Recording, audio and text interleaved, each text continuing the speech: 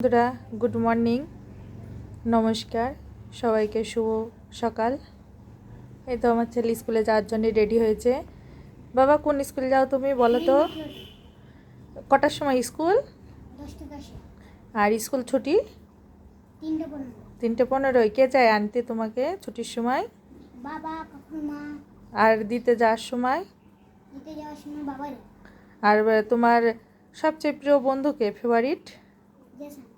জেসান। তাই? ওর সাথে মারপিট হয়, খেলাধুলা হয়? মারপিট করেনি, খেলাধুলা।